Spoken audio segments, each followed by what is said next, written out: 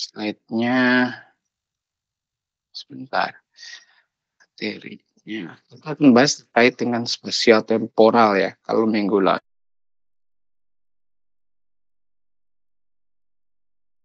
temporal. Ini juga menjadi hal jadi apa namanya itu concern buat sains data ya teman-teman sains data. Bisa supaya ada referensi terkait dengan judul skripsi gitu ya. Penelitian skripsi tidak hanya RIMA lagi, tidak hanya real apa namanya itu time series terus gitu. Jadi kita punya apa namanya alternatif gitu loh terkait dengan judul-judul skripsi gitu. Jangan itu terus itu terus gitu ya. Oke. Kali ini kita akan bahas terkait dengan materi spasial temporal ya. Jadi materi yang berhubungan dengan data spasial dan juga berhubungan dengan data oral gitu. Kalau teman-teman mungkin ada yang hype ya. Saya lihat sih tahun-tahun lalu itu penelitian mahasiswa kelas Anda yang hype-nya itu time series ya kan, Rima gitu. Padahal itu metode absolut ya. Absolut itu bukan absolut ya.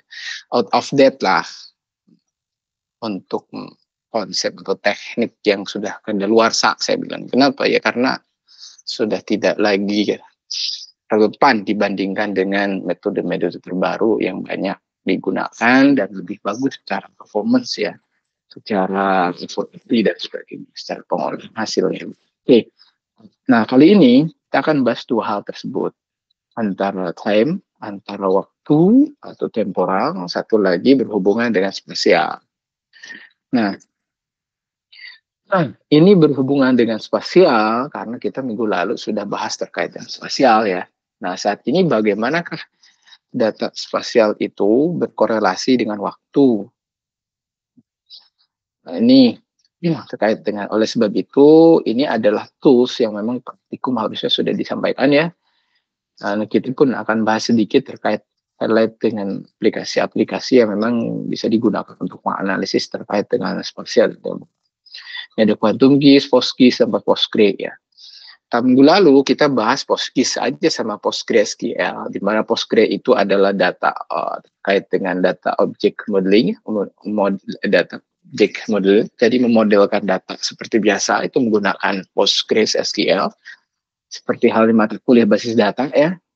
Nah, kemudian kita tambahkan informasi terkait dengan spasial, itu di mana data yang bisa handling terkait dengan informasi spasial menggunakan PostGIS. Dan Quantum GIS itu QGIS digunakan untuk visualisasi data spasial tersebut gitu yang berasal dari database relasional Postgres gitu. Nah, di database spasial itu tidak hanya ada informasi spasial ya berkaitan dengan topografi permukaan bumi, formasi permukaan bumi, tapi juga data atribut yang non spasial atau data object modeling ya. Seperti halnya informasi kota, tempat kota, gubernurnya siapa, dan sebagainya gitu. Yang sifatnya adalah atribut data yang non-spasial. Nah, kalau kita ini mengkoreksi kemarin terakhir ya, bahwa Postgres itu adalah extension dari Postgre ya. PostGIS itu extension dari Postgre untuk menghandling data spasial. Jadi ini di PG admin boleh menggunakan PG admin, menggunakan data GIP atau menggunakan DIM Wafer, DIM apa itu DB Wafer dan sebagainya terkait dengan koneksi ke PostGIS-nya itu sendiri terkait dengan GUI-nya ya, interface-nya.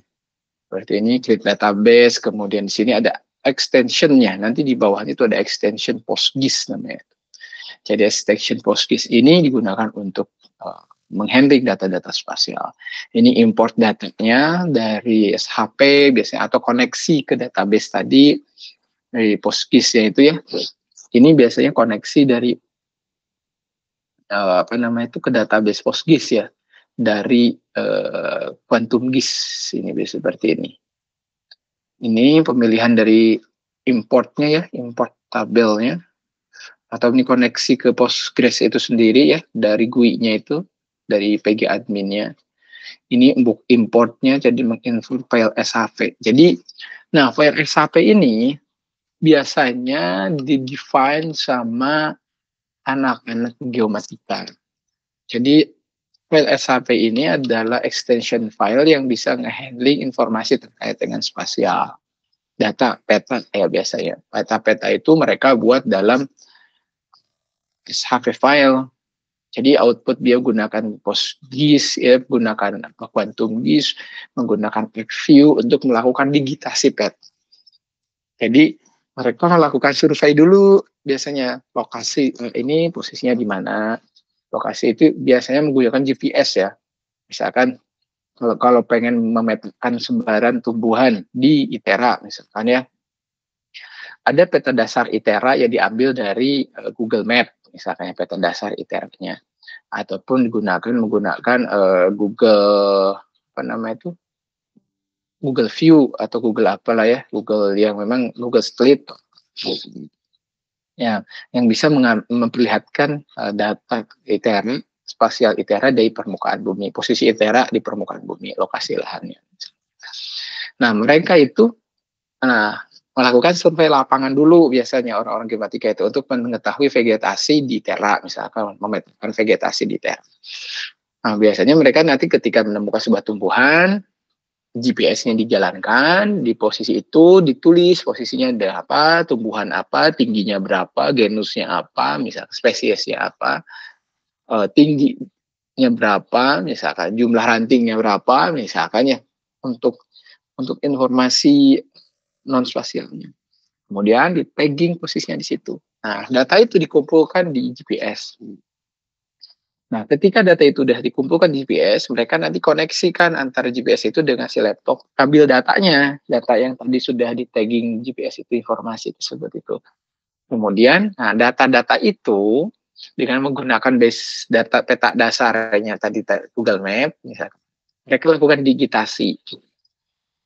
Kalau ngeliat segini, posisinya di sini, tanaman apa, diinput secara manual gitu, menggunakan software ArcView, ArcGIS dan sebagainya. Kemudian Quantum GIS salah satu yang free yaitu Quantum GIS. Jadi, nah output dari proses digitasi tadi adalah peta dengan extension SHP, namanya tuh shapefile ya, SHP.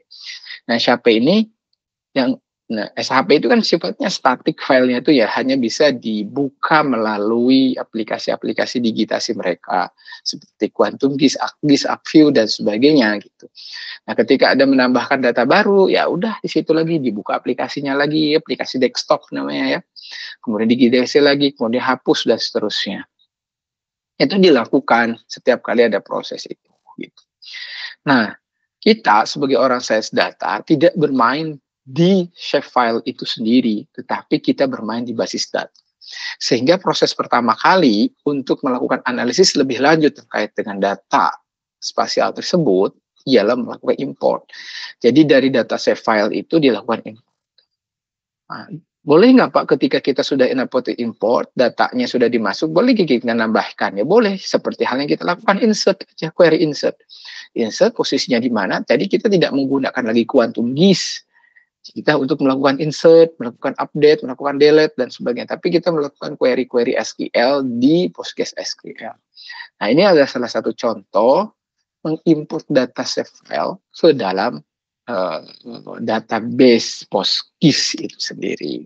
Jadi contohnya seperti ini, kembali kita tambahkan file dan sebagainya. Ini harusnya dibahas terkait di praktikum ya. Kalau nggak dinyampaikan, tolong minta saja. Seperti praktikannya atau enggak kerja dan sebagainya, tolong ditambahkan itu, dibahas ini. Oke, nah kita akan membahas terkait dengan analisis. Nah, analisis pertama kita bahas dulu terkait analisis spasial. Ini hanya fundamental ya, atau introduction saja sih. Karena spasial analisis ini kan luas banget, bidang ilmu tersendiri. Profesor pun keahlian sendiri spasial ini. Dan concern bidang ilmu tersendiri. Begitu juga spasial dan temporal. Kita bahas dulu terkait dengan spasial. Di GIS ya, di Geographic Information System. Misalkan ini adalah salah satu kasus ya, studi kasus yang akan kita bahas terkait dengan spasial analisis di Quantum GIS atau di GIS itu sendiri. Tapi kita fokusnya ke spasial analisisnya ya. Bagaimana mendefine terkait GIS-nya itu hanya orang-orang geomatika saja ya. Geographic Information System-nya ini orang geomatika, tapi kita fokusnya di spasial analisisnya. Studi kasus yang kita akan diambil terkait dengan analisis akses kesehatan atau service care services di Riverside dan San Marino di daerah Shortham, California, itu istilahnya. Kita akan coba terkait dengan studi kasus ini, coba menganalisis terkait dengan akses kesehatan dan layanan kesehatan, akses dan pada layanan kesehatan di daerah Riverside dan San Marino, Bernardino di California. Ini akan menjadi concern utama. Jadi kalau kita pertanyaannya adalah terkait dengan distribusi kesehatan, layanan kesehatan yang terdapat di yang berhubungan dengan populasi, distribusi populasi di daerah San Marino, San Bernardino dan Riverside gitu, seperti itu. Sehingga analisis itu harus bisa menjawab pertanyaan-pertanyaan di bawah ini gitu. Apakah misalkan di mana fasilitas kesehatan, layanan kesehatan dan lokasinya seperti apa, misalkan posisinya di mana dan fasilitasnya seperti apa. Kemudian distribusi daerah populasi di daerah tersebut seperti apa. Kemudian area mana dengan distribusi populasi tinggi gitu ya. Tetapi juga fasilitas kesehatannya juga tinggi gitu di daerah. Atau kita bertanya sebaliknya, apakah ada fasilitas populasinya tinggi tapi fasilitasnya rendah, atau malah ke sebaliknya, fasilitasnya tinggi tapi populasinya rendah juga. Atau di daerah mana sih gitu istilahnya di dalam daerah tersebut yang memiliki densitasnya tinggi tetapi fasilitas kesehatannya itu rendah gitu istilahnya. Nah ini menjadi menarik untuk, sehingga kalau kita lihat di sini terkait dengan fasilitas kesehatan, informasi harus kita dapatkan ya, dan populasi distribusinya.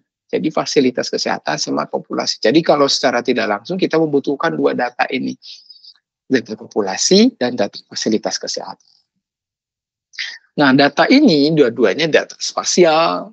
Data spasial itu artinya ada informasi kesehatan, kemudian data lokasinya di mana juga ada. Kemudian ada populasi distribusinya, daerah-daerahnya mana, kemudian jumlah populasinya berapa. Itu juga informasi yang perlu kita dapatkan untuk menganalisis spasial yang berhubungan spasial ya, terkait dengan pertanyaan-pertanyaan ini. Jadi di sini apa sih yang spasialnya? Di sini itu ada where, what, area mana. Ini kan analisis spasial ya, area. Jadi ini adalah terkait dengan pertanyaan-pertanyaan yang berhubungan dengan spasial.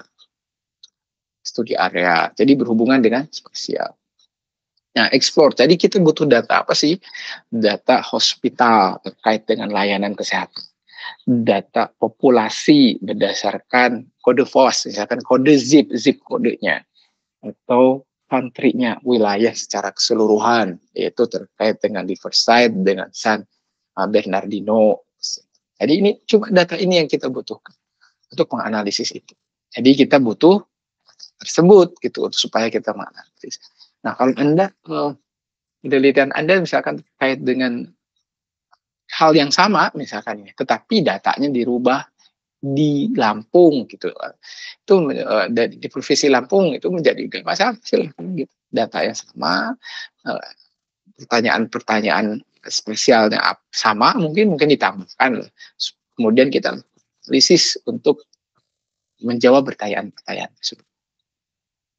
Sehingga tools dan choice yang bisa kita lakukan, misalkan fasilitas tadi, pertanyaan-pertanyaan tadi ya, hubungan dengan spasial, kemudian dengan populasi, kemudian dengan area, dan seterusnya. Ini berhubungan dengan tools dan metode yang bisa kita gunakan. Ini misalkan sehingga kita bisa dapatkan kalau kita saling analisis, kita analisis terlebih dahulu, ya ini adalah visualisasi yang menampilkan terkait dengan jumlah tempat ya hospital, rumah sakit dan density-nya, kepadatannya. Kira-kira nih kalau kita lihat nih kan ada hospital ini yang punya warna M gitu ya, warna-warna yang agak sedikit biru ini.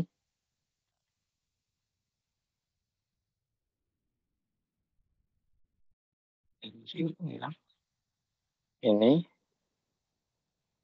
nah, biru-biru ini, nah ini hospital ini hospital juga.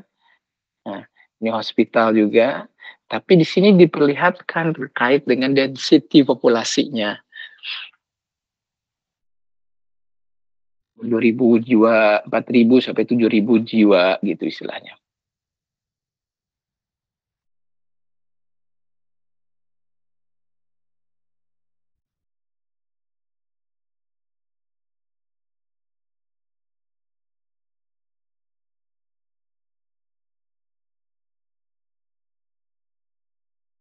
Semakin populasi, semakin density-nya semakin tinggi.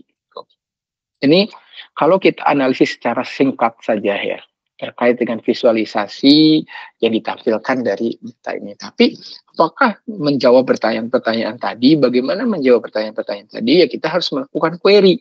Query terkait dengan data analisis spasial ini gitu. Itu.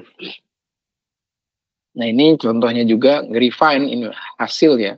Jadi ini contoh hasil dari proses output join dari 2 layer tadi ya, untuk mendapatkan proses apa namanya itu informasi yang lebih detail untuk menjawab dari pertanyaan-pertanyaan ini.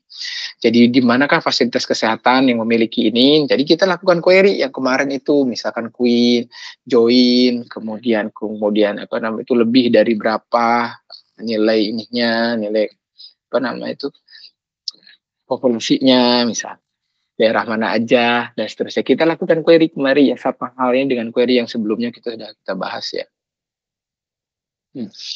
Nah, ketika kita sudah memiliki informasi data spasial, yang menarik adalah bagaimana itu digabungkan dengan data temporal, dengan waktu. Jadi waktu ini memiliki perspektif sendiri. Ketika kita menggabungkan dengan waktu, maka di situ ada time lapse biasanya. Time lapse ya. Time lapse itu kayak semacam perubahan spasial dilihat dari sisi waktu. Itu yang mungkin apa tuh salah satu aplikatifnya. Misalkan kita bisa melihat perubahan lahan ITERA dari waktu ke waktu. Nah, itu disebut sebagai waktu ke waktu, itu adalah temporalnya. Jadi kita mencoba menghubungkan antar waktu dengan event yang terjadi, waktu dengan data yang dimiliki gitu, data spesial yang dimiliki atau informasi spesial yang dimiliki, sehingga temporal data ini menjadi concern sendiri gitu untuk kita analisis. Biasanya kita bisa melakukan trajektori karena ada waktu ya, trajektori pergerakan, perubahan lahan, sehingga kita bisa memprediksi kemana kemungkinan perubahan lahan apa tuh kemungkinan permukiman ini akan bergerak gitu misalkan ya. Misalkan kita pengen mencari lahan-lahan kosong misalkan ya di Lampung gitu misalkan, untuk kita beli sekarang supaya nanti 2 tahun kemudian atau 10 tahun kemudian itu menjadi mahal, yang awalnya mungkin semeternya 1.000 atau semeternya 10.000 gitu, 2 tahun atau 10 tahun ke depan menjadi semeternya 1 juta gitu istilahnya. Nah itu menjadi apa namanya itu riset tersendiri buat Anda gitu, memprediksi nilai tanah gitu ya. Sehingga kita bisa lihat pergerakan perubahan lahan pemukiman di Bandar Lampung dari tahun berapa sampai tahun saat ini misalnya. Nah, dari pergerakan itu kita bisa memprediksi tuh kira-kira kemana permukiman itu akan bergerak sehingga suatu saat nanti tanah kita akan menjadi lebih mahal. Nah, ini kita butuh informasi temporal, waktu demi waktu supaya kita bisa memprediksi next time seperti apa. Nah, konvensional basis data itu merepresentasikan state itu biasanya hanya single moment of time. Misalkan single moment itu adalah kejadiannya waktu itu saja. Misalnya kita ya udah, kita merecord informasi itu hanya waktu itu saja gitu. Itu single moment of time. Misalkan kita apa namanya itu, pesan Gojek misalkan ya, pesan Gojek jam segini di lokasi ini, ya udah itu aja yang disimpan di basis data itu. Konvensional basis data itu hanya melakukan itu. Jadi ketika kita nyimpan di shape file misalnya, apakah shape file itu bisa nyimpan waktu juga Pak di quantum disk? Bisa. Jadi kita bisa ngasih informasi waktunya kapan gitu, kejadian itu, booking si Gojek itu kapan gitu.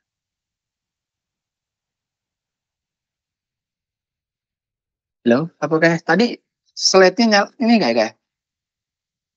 Loh, slide-nya tadi kelihatan nggak dari tadi? Sekarang terlihat Pak, karena baru sampai slide ke-12 konvensional database.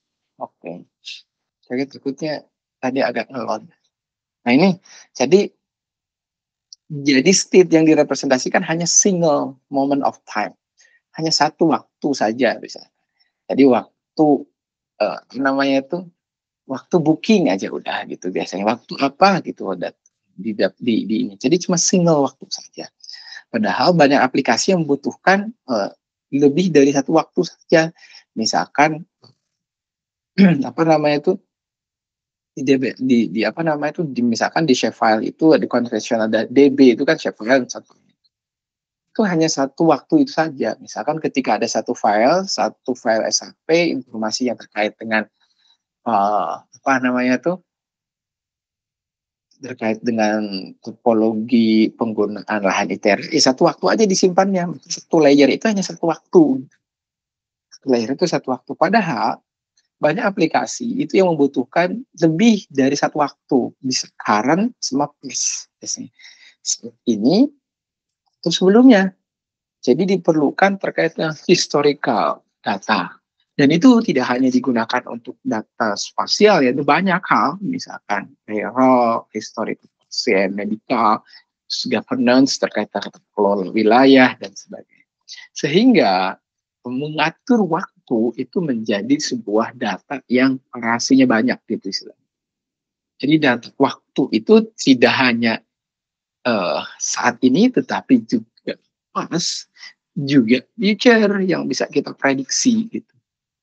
Tidak hanya current state, tetapi previous state dan juga next state gitu kan. Itu tapi yang akan kita gunakan untuk prediksi next state yaitu current state dan previous state seperti itu.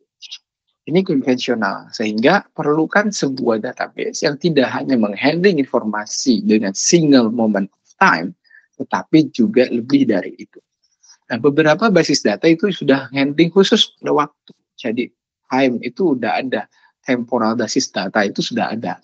Jadi ada beberapa yang fokus untuk menghadirkan service-service atau query-query yang layanannya dari waktu. Ada spasial, ada khusus, tapi ada waktu juga. Jadi ada beberapa database yang seperti itu servisnya. DBMS ya, bukan database. Temporal DB, temporal basis data, itu transaksinya itu one step to the next biasanya. Atau hanya mereview, melihat, atau memodifikasi salah satu state saja. Atau informasi output lepas tidak ada. Itu konvensional. Nah, dan temporal basis data itu maintenance historical information. Dan bagaimana perubahan yang terjadi di data sebelumnya sampai current state ini gitu. Ini. Jadi konvensional basis data yang mungkin hanya menghandling current state ataupun seperti ini, data-data transaksi saat ini, modifikasi data saat ini, tetapi tidak mempertimbangkan bagaimana data-data sebelumnya itu disimpan, diolah, dan dimaintain sebaik-baiknya. Ini time step model ya, misalkan time step model itu setiap event atau setiap action itu ada state, ada waktunya. Misalkan booking, ada meeting room-nya, ruangannya, ada meetingnya apa, keperluannya, ruangannya apa, dan waktunya apa. Nah, ini adalah disimpan dalam waktu tertentu. Timestamp inilah yang disimpan Jadi setiap event, setiap aksi, waktunya itu disimpan. Nah, temporal attribute terkait dengan waktu ini, dengan waktu terkait dengan ini ya waktu gitu. Terkait dengan waktu ini, nah ada beberapa derivasinya, ada turunannya terkait dengan waktu ini. Ada single dimension, ada multiple dimension. Nah, single dimension itu cuma satu waktunya. Jadi satu event yang disimpan itu hanya satu waktunya. Jadi atribut waktunya itu cuma satu. Satu event, tapi atribut waktunya itu cuma satu. Nah, berbeda dengan multidimension kalau dilihat dari waktu. Jadi atribut waktunya cuma satu. Tapi kalau apa namanya itu multidimension itu tidak hanya satu, tapi lebih dari satu. Ada waktu mulai sama waktu akhir. Misalkan ujian teknologi basis data ruangan sini dari jam segini start time sama apa namanya itu start time sama itu ending time gitu. Nah, dari waktu ini sendiri, waktu start time dan ending time itu waktu periode itu sendiri, itu di dalam spasial itu ada yang valid time, ada yang transaction time. Kalau valid time itu memang informasi yang memang berdasarkan dunia nyatanya jam segini gitu. Tapi ada transaction time, jadi disimpannya tersebut di dalam sebuah basis data jam berapa itu disebut sebagai transaction time. Jadi misalkan nih ada informasi kuliahan atau ujian teknologi basis data hari Selasa jam 1 siang misalkan ya, di ruangan A hari Selasa di ruangan A jam 1.30 tanggal segini jam 1.30 sampai jam 15.00 misalkan ya. Itu adalah valid time. Waktu realnya dilaksanakan sebuah event, sebuah kegiatan, atau sebuah kejadian. Waktu sebenarnya, di dunia nyatanya seperti itu. Namun, data tersebut diinsertkan ke dalam basis data, itu bisa jadi besoknya. Itu yang disebut sebagai transaction time, di mana itu direcord dalam sebuah basis data. Jadi perlu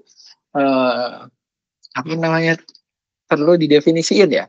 Kenapa ini terjadi? Kenapa itu perlu di record waktu tersebut? Kalau valid time itu digunakan untuk real informasi analisis yang sebenarnya gitu terkait dunia.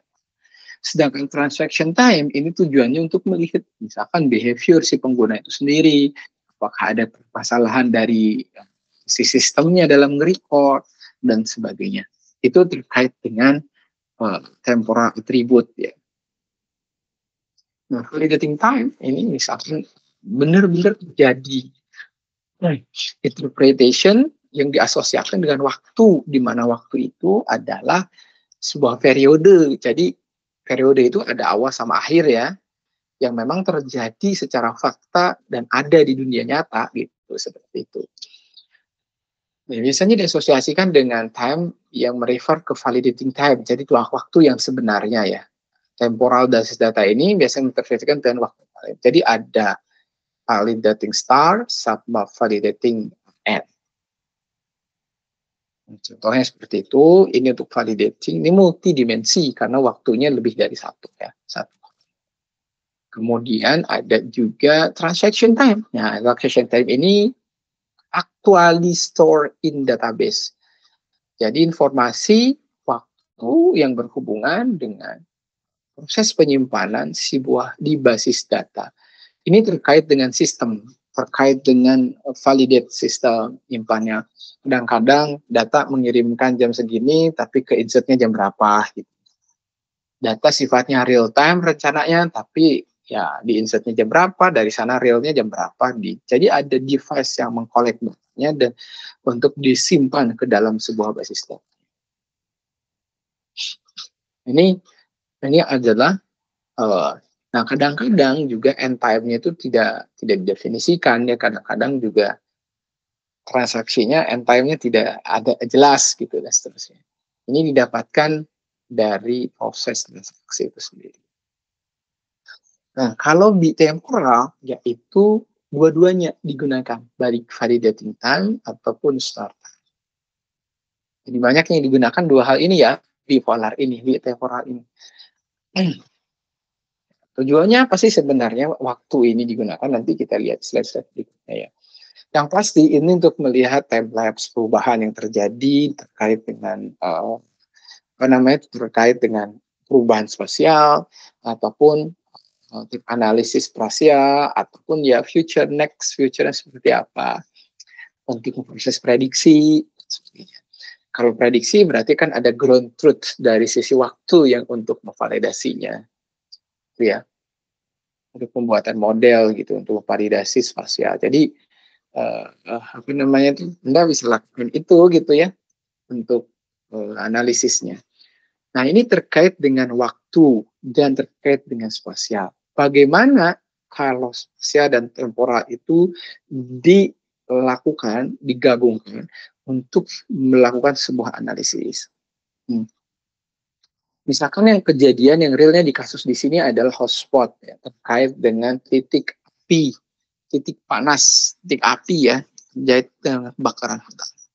Di Indonesia ini kan kebakaran hutan bukan evenly momen apa tuh, enggak hanya satu momen atau single momen, tapi multiple momen tiap tahun. Kadang-kadang kita terjadi pembakaran hutan, terutama di Sumatera. Misalnya ada lahan gambut dan sebagainya misalnya. Nah, itu kita bisa mengkolek data hotspot terus setiap tahunnya.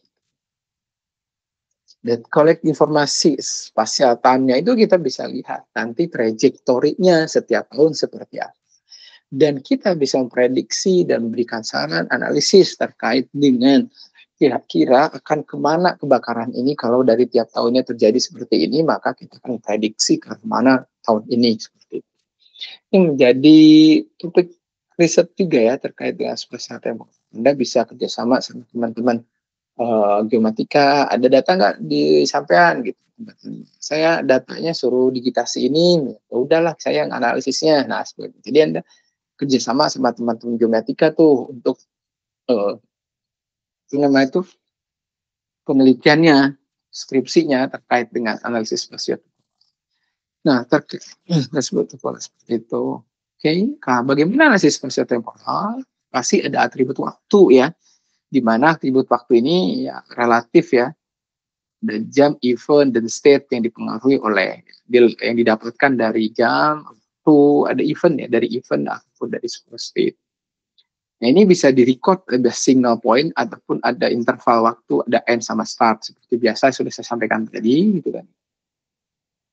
Dan ini intervalnya biasa, jadi kita bisa apa namanya itu entar record sama waktu instan yang reguler ya, misalkan 15 menit sekali ataukah 10 jam sekali dan sebagainya. Jadi kita mendapatkan informasi titik spasial dan informasi waktu kapan itu di-record sama dikirim, dapatkan itu berapa, itu kan ada waktunya. Jadi itu event per seberapa menit. Misalkan waktunya dari satelit, informasi state itu kan nge-capture-nya informasi dari bawah seperti apa, kemudian di-update per setiap berapa menit, itu reguler dilakukan seperti itu. Dan ini disimpan dalam sebuah atribut waktu ya, time. Oke. Nah, spasial temporal itu mengkombinasikan antara data spasial yang mengandung waktu. Jadi kalau kita menggambarkan space-nya, ini adalah X, ini adalah waktu, Y ini adalah spasialnya. Misalkan A, kemudian waktu kedua jadi AB, kemudian waktu berikutnya jadi B, kemudian terusnya. Sehingga ada time lapse ya. Time lapse dari antar satu waktu dengan waktu yang lain. Jadi terjadi perubahan pada data spasial dari waktu ke waktu, maka memiliki sebuah elemen yang terus berubah, dilihat dari waktu ke waktunya. Nah, apa saja yang mungkin terjadi di sebuah data spasial jika berhubungan dengan waktu? Pertama, yang mungkin terjadi adalah expansion atau perubahan menjadi lebih luas dari sebuah data spasial. Misalkan data kota gitu ya, kota yang awalnya hanya kecil, jadi wilayah jadi besar, pemekaran, dan seterusnya. Atau mau pengecilan, jadi ada sebuah objek ketika dilihat dari waktu akan semakin mengecil, misalnya lahan pertanian ya. Lama-kelamaan sebuah daerah lahan pertanian yang banyak, lama-lama jadi mengecil jadi pemukiman. Atau kemunculan objek baru yang awalnya nggak ada, muncul, kemudian muncul, hilang lagi, kemudian muncul lagi, dan seterusnya. Misalkan titik hotspot, titik panas permukaan bumi misalnya. Kemudian ada juga terkait dengan disappearance, kehilangan sebuah satu atau hilang sebuah objek. Lawan dari appearance tadi ya, atau split, objek itu berbagi menjadi 2, menjadi 3, dan seterusnya. Atau menggabungkan objek tersebut. Jadi ketika dilihat dari sisi waktu, spasial, informasi spasial, objek spasial, itu bisa terjadi berbagai macam perubahan. Ada beberapa poin ya, ada expansion, ada contraction, ada appearance, ada disappearance, kemudian ada split, ataupun union yang terjadi di data spasial tersebut.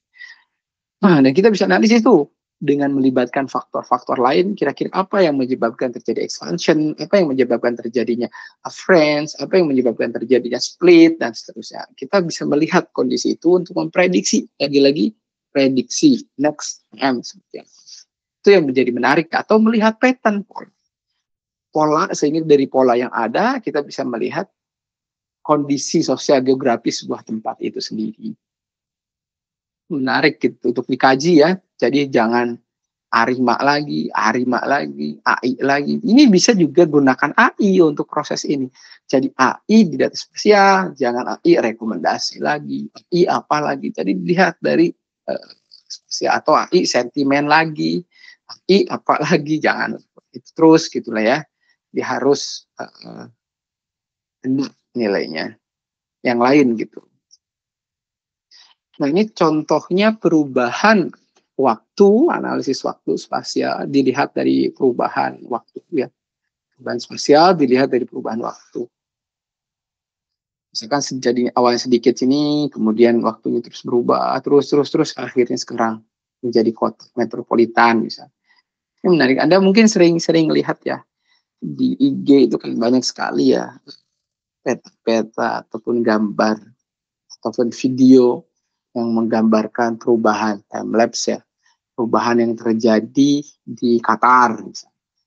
Yang awalnya bukan apa-apa, gurun gesang, jadi sebuah gedung-gedung pencakar langit dan seterusnya. Itu melibatkan tidak hanya spasial, tapi juga temporal. Dan ini juga sama jika terjadi perubahan atau pergerakan mobil, spasialnya ada, temporalnya. Nah, ketika Anda melihat Gojek, itu kan juga ada spasial dan temporal. Ketika driver Anda menunggu driver, atau driver Anda sedang berjalan menuju arah Anda, itu kan ada spasialnya, pergerakannya, dan temporalnya terus berubah, menit, dan sebagainya. Nah, ini contoh adalah data hotspot, data titik panas di permukaan bumi. Ini data spasial, acquisition date-nya nih. Ada data tanggal akuisisinya, waktu akuisisinya. Nah, di sini juga harusnya ada transaction date, data disimpannya kapan misalnya. Sistem itu recordnya kapan. Ini adalah data hotspot ya. Titik-titik ini adalah titik-titik hotspot. Oke. Kemudian contohnya, nah tadi dari data-data hotspot ini kita bisa query tuh. Misalkan ada hotspot yang 3 hari berturut-turut dengan lokasi yang sama, itu mungkin memunculkan potensi kebakaran. Anda lakukan query itu. Misalkan di Aceh dengan acquisition di tanggal 9 ada, kemudian tanggal ini juga ada, kemudian tanggal 11 juga. Data mana sih yang ada semuanya? Yaitu kemungkinan akan terjadi kebakaran. Ini adalah contoh analisis spasial temporal. Oke, ada yang tanyakan dulu nggak? Silakan. Yang bertanya, Pak. Ya, Bu. Kan sebelumnya tadi itu kan ada union, disappearance, appearance, dan lain-lain untuk karena perubahan koordinat spasial didasari Mm-mm. temporal historisnya, Pak. Kalau Mm. misalnya ada suatu wilayah yang diakibatkan dari irisan dua wilayah karena apa spasial temporalnya itu dimungkinkan nggak? Kan sebelumnya ada union. Kalau intersectnya itu ada nggak?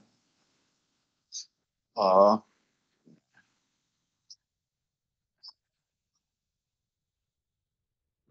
inilah. Oke, sebenarnya sih ini kan analisis terkait dengan waktu gitu. Kalau union itu misalkan ada dua objek yang bergabung gitu istilahnya ya. Kalau union dulu kita bahas union dulu ya. Union itu kan awalnya pisah ya, kemudian saling apa namanya bergabung gitu ya. Jadi awalnya apa namanya itu? Awalnya awalnya apa namanya dua objek, kemudian jadi satu objek. Jadi sebenarnya itu dilakukan terjadi proses namanya disappearance, arti kehilangan sebuah objek lagi jadi menjadi satu objek, satu kesatuan objek. Jadi kehilangan objek yang sebelumnya misalkan A dan B gitu ya, hilang, kemudian berubah jadi C, jadi satu objek aja. Awalnya dua objek menjadi satu objek. Itu disebut maksud dengan union.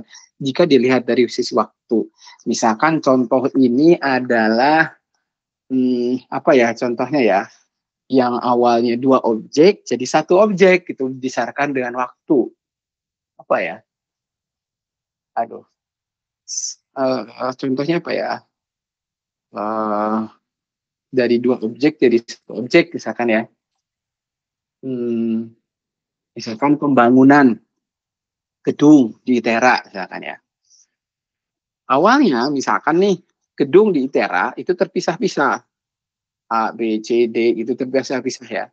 Nah, kalau misalkan dalam time waktu tertentu ke depan ternyata ada kebijakan misalkan gedung itu harus menggabung. Kenapa? Karena biar memudahkan proses mobilisasi, tidak kena hujan, kepanasan, mahasiswanya gak kecapean misalkan ya, ini istilahnya. Sehingga kebijakan pimpinan berikutnya adalah menggabungkan dua gedung. Sehingga yang awalnya A dan B berubah menjadi gedung apa namanya. Yang itu tergabung dalam satu satuan gedung. Itu kalau dari sisi waktu, itu disebut sebagai union. Yang awalnya dua gedung berubah jadi satu. Nah, sekarang kita lihat dari sisi intersection. Intersection itu artinya beririsan gitu ya. Ada yang bersinggungan atau kalau singgungan ada lagi, kalau intersection itu saling beririsan. Misalkan wilayah apa ya yang beririsan, biasanya sih kalau beririsan itu bisa saja di satu yang awalnya display objek yang berbeda kemudian berubah menjadi irisan, atau sebaliknya yang awalnya beririsan kemungkinan menjadi satu objek.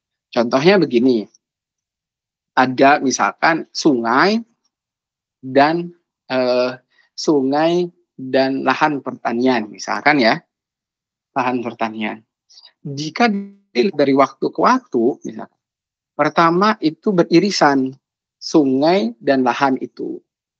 Sungai dan lahan itu. Tapi karena kekeringan, misalkan terjadi dan sumber airnya menipis, bisa jadi sungai itu kita lihat dari waktu-waktu yang awalnya beririsan dengan lahan pertanian akan berubah menjadi full lahan pertanian. Atau ya tadi, kenapa? Karena misalkan penyebab-penyebab yang lain, sumber airnya hilang dan sebagainya. Jadi sungai itu berubah jadi lahan pertanian yang tidak lagi irisan tetapi langsung union tergabung. Jadi ada salah satu objek yang seperti itu. Atau malah yang awalnya satu objek tiba-tiba ada objek baru yang beririsan, muncul objek baru. Jadi yang disebut sebagai occurrence.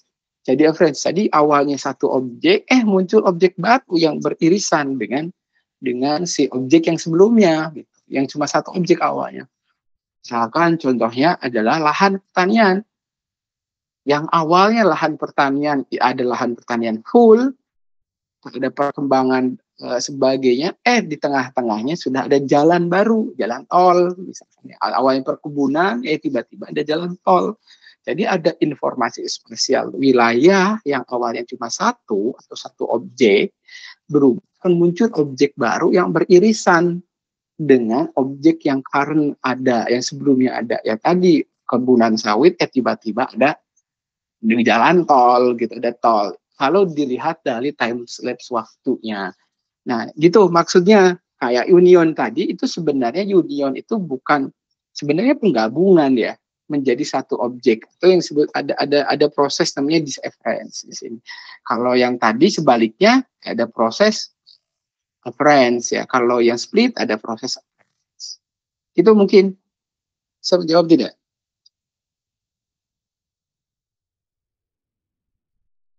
Dijawab, Pak. Halo? Oke, Terjawab. Oke, kita lanjut ya. Ini contoh analisis spasial terkait dengan hotspot. Jadi manfaatnya nih terkait dengan spasial, jadi tidak hanya baris-baris spasial, tapi juga ada apa namanya itu informasi terkait dengan waktu yang lainnya yang bisa kita analisis. Ini contoh perubahan analisis hotspot ini dari waktu ke waktu ya. Misalkan tanggal 9.09 begini, tanggal 10-nya ada muncul segini. Muncul ya. Muncul gitu kan. Ini muncul hotspotnya. Tanggal 11-nya hilang lagi gitu. Tanggal 12-nya muncul lagi, hilang lagi. Nah, kalau misalkan berikutnya ada 3 hari berturut-turut itu muncul terus, ya kemungkinan itu kebakaran hutan gitu di situ. Tolong ditindaklanjuti oleh petugas yang ada di lapangan.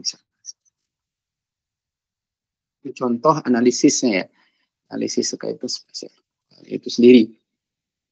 Nih, spasial temporal di dalam basis data itu untuk hotspot ya didefinisikan seperti ini. Bisa ini the geomnya terkait dengan datanya. Ini longitude latitude-nya secara informasinya. Ini adalah sebenarnya longitude latitude ini sebenarnya sama dengan the geom ini.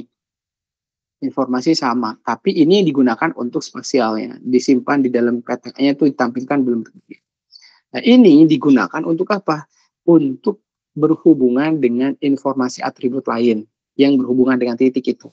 Misalkan nama daerahnya apa, provinsinya apa, dan sebagainya. Kalau ini kan berhubungan dengan waktunya nih, date, month, years, kemudian ada kabupaten, ada provinsi, dan sebagainya. Seperti ini, kalau kita nyimpan bentuk shapefile, ini kan seperti ini bentuknya ya. Jadi ini kurang informatif kayak gini, dan susah untuk proses analisisnya. Agak sedikit susah. Hanya menampilkan hotspot per waktu saja. Hotspotnya itu per waktu saja, misalkan tanggal segini, bulan segini, tahun segini. Nah, waktunya per waktu-waktu sini aja. Tapi kita bisa lakukan sebenarnya apa namanya itu durasi kemunculannya agak susah kita analisis karena time-nya juga nggak ada dan seterusnya.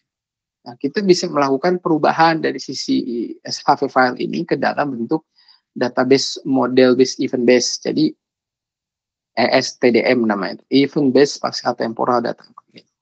Jadi kita bisa melihat informasi dari sisi event, proses, kemudian versionnya. Semua itu didefinisikan by waktu gitu. Event ini kejadian, baik kejadian suatu objek terjadi ada sesuatu event. Event, kemudian event itu menyebabkan perubahan yang terjadi dari sisi objek tersebut, version, kemudian event juga menyebabkan ada satu atau beberapa objek dalam satu objek grafis, gitu, dan seterusnya. Dan proses yang terjadi, aksi yang dialami sehingga objek tersebut setelah kejadian, sebelum kejadian seperti itu. Ini STM, STDM. Jadi kalau kita lihat ya seperti ini ya. Ini hotspot, misalkan ada longitude-nya, versionnya, kemudian keterangannya. Dan ini kita akan detailkan informasi hotspot ini ke dalam informasi geografi. Kabupaten, provinsi, di geomnya. Nah, ini bisa kita tarik per yang hotspotnya ini per time. Jadi ada waktu satu bulan ininya yang kita enggak keseluruhannya. Kalau kita lihat gambarkan dengan ini ya, dengan shapefile, ya ini pasti akan berulang terus data ini. Padahal yang kita butuhkan itu adalah event sama time-nya saja gitu. longitude latitude-nya aja sama time-nya saja. The geomnya mungkin saja geomnya ini adalah terkait dengan wilayahnya dan wilayah apa? Wilayah dari kabupaten di sininya ya, dekat provinsi dan sebagainya. Dan ini adalah hotspotnya titik-titik. Jadi ini mereferensi the geomnya referensinya adalah wilayah, informasi wilayah di mana titik ini hotspot ini terjadi gitu. Jadi dan ini bisa based on time ya, based on waktu, sehingga kita akan melihat perubahan dari waktu ke waktu. Ini waktu ke waktu. Hilang hilang muncul dan seterusnya. Ini contoh menampilkan data hotspot spesial dan data waktu. Sini ada PS waktu startnya kapan, waktu endingnya kapan, gitu ada muncul hotspot tersebut. Hilang hotspot kemudian waktu kapan. Nah ini berelasi dengan informasi geografis yang berhubungan dengan nama, paten, kota, provinsi, dan the geom. The geom ini referensinya terkait dengan area itu sendiri.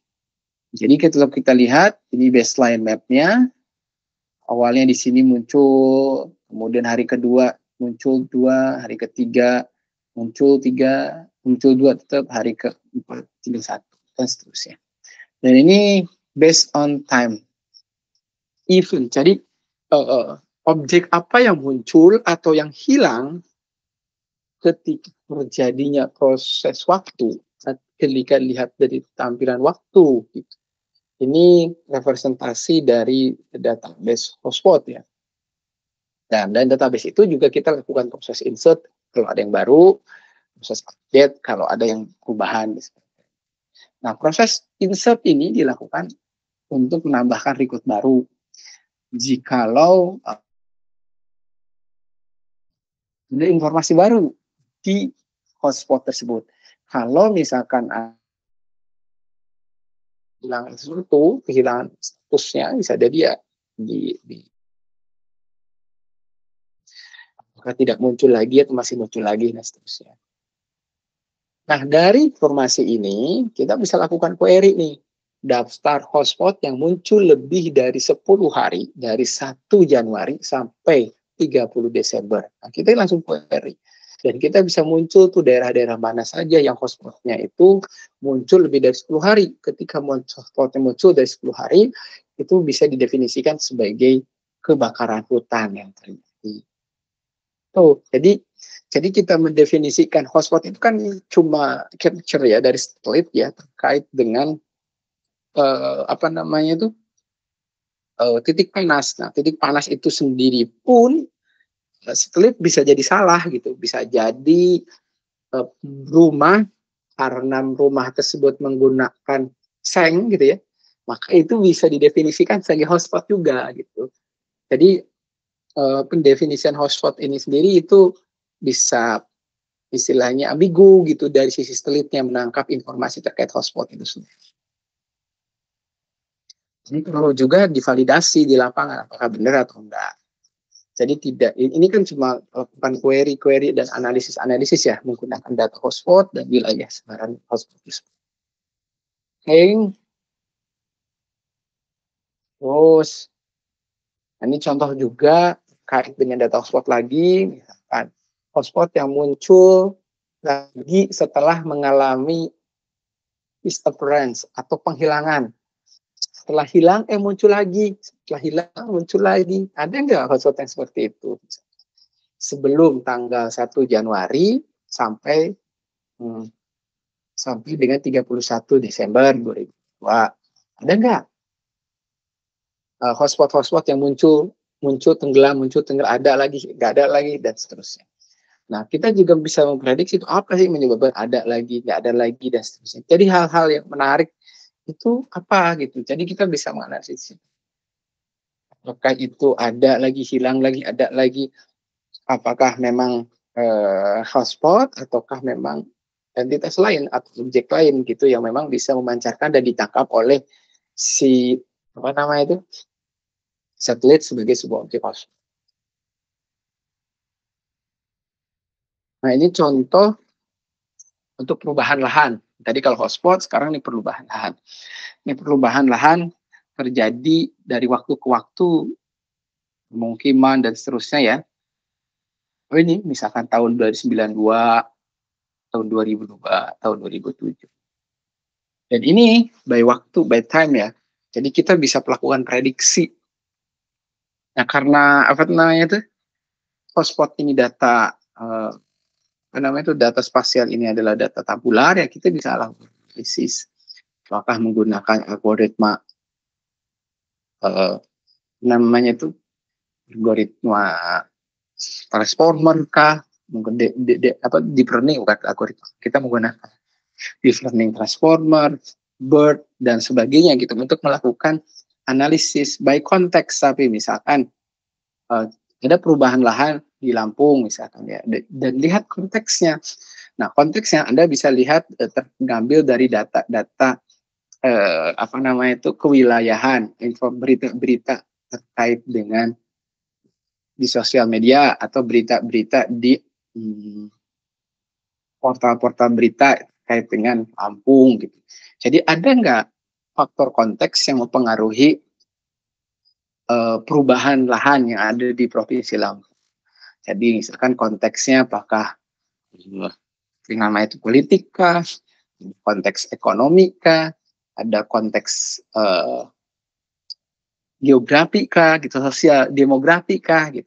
Jadi kita bisa lihat konteks-konteks lain, misalkan tadi ya konteks pembangunan wilayah misalkan ya, sehingga yang menyebabkan jadi kita bisa mengidentifikasi nih mana faktor konteks yang sangat mempengaruhi perubahan waktu, sehingga kita bisa memprediksi itu perubahan lahan, sehingga kita memprediksi next step itu akan terjadi perubahan lahan ke arah mana, yang menggunakan data, menggunakan transformer, menggunakan apa itu ASTM, RNN dan sebagainya. Itu menjadi hal menarik itu buat riset gitu, bukan hanya terima lagi atau lagi itu apa lagi gitu. Jadi biar variasinya menarik lah gitu ya risetnya, kelihatan banget sains datanya. Nah ini terkait dengan perubahan waktu, jadi yang disimpan adalah informasi geografis, versionnya, prosesnya, dan eventnya apa yang terjadi. Ini menggunakan ESTDM ya untuk perubahan lahan. Ini untuk perubahan lahan, eventnya apa? Misalkan nggak banjir, bakaran hutan, ataupun gempa bumi. Prosesnya apa? Misalkan ketika prosesnya adalah ekspansi atau construction, atau expand, ada attraction, atau split, dan sebagainya. Di spesial tersebut ya, kemudian tabel versinya, misalkan versi 1, ID-nya berapa, waktunya, transaksinya seperti apa, informasinya seperti apa. Di sini ada GID-nya, kemudian informasi-informasi yang terkait dengan spesialnya, ada informasi. Ini termasuk dengan informasi waktunya, kemudian ini terkasih eventnya. Seperti itu. Jadi informasi-informasi disimpan sehingga kita bisa menganalisis event apa saja yang bisa menyebabkan perubahan lahan yang lebih dari 1 hektar. Awalnya mungkin perubahan awalnya jenisnya tanah sawah jadi apa gitu. Event apa yang menyebabkan itu terjadi, apa kebakaran hutan, gempa bumi atau banjir misalnya. Itu dari waktu ke waktu kita lihat gitu. Apakah efek dari kebakaran hutan mempengaruhi penggunaan wilayah atau penggunaan tanah? Apakah ada misalkan perubahan di penggunaan tanah, perubahan lahan ini penggunaannya misalkan dari sawah jadi permukiman gitu, yang diakibatkan oleh banjir. Bisa jadi kan ada banjir menyebabkan sawah itu rusak sehingga si petani itu berpikir ulang untuk menanam sawah sehingga malah dijual sama orang tersebut untuk dijadikan permukiman atau perumahan. Itu jadi analisisnya bisa berbagai macam ya ketika dilibatkan event, proses yang terjadi di spesial, ekspansi dan sebagainya, kemudian waktu waktu dan informasi detail terkait dengan spasial itu sendiri, perubahan lahan, luasnya dan seterusnya. Oke, itu mungkin yang bisa saya sampaikan untuk pertemuan terkait dengan materi spasial temporal. Oke, ada yang ditanyakan, monggo.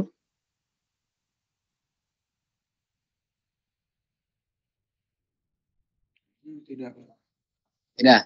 Oke, kalau tidak, kita cukupkan dulu pertemuan kita pada kali ini ya. Kita ujiannya hari Selasa. Hari Selasa jam